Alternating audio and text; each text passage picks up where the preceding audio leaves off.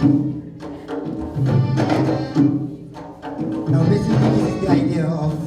how mind is performed in kampung, but not from the outside, from the inside. So I think somehow you get the idea of what is the function of this individual trying to direct or trying to speak out what is the ragam and what is the formation to the dancers while they are dancing. Without further ado, ladies and gentlemen, I present to you the unchoreographed, spontaneous, and impromptu dance